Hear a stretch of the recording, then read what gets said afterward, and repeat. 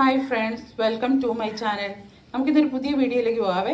നമ്മളിന്നിവിടെ ഉണ്ടാക്കാൻ പോകുന്നത് എല്ലും കപ്പയും കൂടെ വേവിച്ചതാണ്.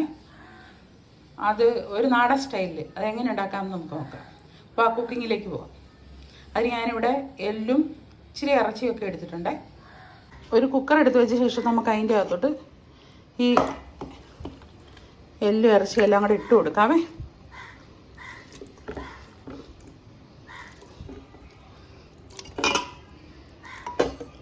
അതിൻ്റെ അകത്തോട്ട് നമുക്ക് ഒരു 1/2 ടീസ്പൂൺ മഞ്ഞൾപ്പൊടി, ഒരു 3 സബോള ചെറുത്, തീരെ നൈസായിട്ട് അരിയണമെന്നില്ല കേട്ടോ, അത്,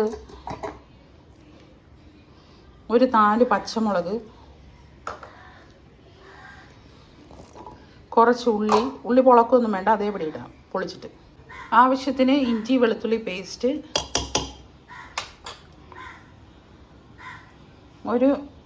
ഒരു സ്പൂൺ മതിയേ, ഒരു ടീസ്പൂൺ. പിന്നെ ഒരു ടീസ്പൂൺ ഉപ്പ്, ഇച്ചിരി വെള്ളം കൂടെ ഒഴിച്ച് നല്ലവണ്ണം ഒന്ന് തിരുമ്മി വെക്കാം. എന്നിട്ട് അടുപ്പിൽ വെച്ച് ഒരു 6 വിസിൽ വരുന്നവരും വരെ വെയിറ്റ് ചെയ്യാറ്. കുക്കറിൻ്റെ വിസിലെല്ലാം പോയി വെന്ത് കിട്ടിയിട്ടുണ്ട്. നമുക്കിത് ഈ കടായിലോട്ട് മാറ്റാം. കടായി ഇപ്പം ഗ്യാസ് അടുപ്പിൽ വെച്ചിട്ടുണ്ട്. അതിൻ്റെ അകത്ത് നമുക്ക് ഈ ഒരു തക്കാളി ഇട്ട് കൊടുക്കാം. അതിനി അവിടെ കിടന്നൊന്നും വേവട്ടെ. തക്കാളി നേരത്തെ ഇട്ട് കൊടുക്കാത്തത് അത് വെന്ത് അലിഞ്ഞു പോകും. അതുകൊണ്ട് നമുക്ക് ഇതിൻ്റെ അകത്തോട്ട് ഒരു ടീസ്പൂൺ കാശ്മീരി ചില്ലി മുളക് പൊടി ഇട്ട് കൊടുക്കാം. ഒരു ടീസ്പൂൺ മസാല ഇട്ട് കൊടുക്കാം. ഒരു ടീസ്പൂൺ കുരുമുളക് പൊടി ഇട്ട് കൊടുക്കാം.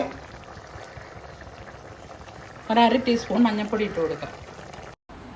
അതിനുശേഷം മല്ലിപ്പൊടിയും കൂടി ഇട്ടിട്ട് നമുക്ക് നല്ലവണ്ണം ഒന്ന് ഇളക്കി കൊടുക്കാവേ. ഈ ഒരു പരുവാകുമ്പം നമുക്ക് ഇതിൻ്റെ അകത്തോട്ട് ഈ വേവിച്ച് വെച്ചിരിക്കുന്ന കപ്പ ഇട്ട് കൊടുക്കാവേ. എന്നിട്ട് നല്ലവണ്ണം ഇളക്കാം.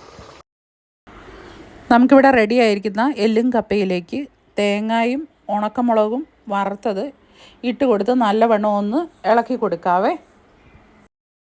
നമ്മുടെ നാടൻ സ്റ്റൈൽ എല്ലും കപ്പയും റെഡി ആയിട്ടുണ്ട്. നമുക്കിനി ഇത് സെർവിങ് ഡിഷിലോട്ട് മാറ്റാവേ. അങ്ങനെ നമ്മുടെ കപ്പയും എല്ലും കൂടെ വേവിച്ചത് റെഡി ആയിട്ടുണ്ട്. എല്ലാവരും ഒന്ന് ട്രൈ ചെയ്ത് നോക്കണേ. എൻ്റെ ചാനൽ സബ്സ്ക്രൈബ് ചെയ്യണേ.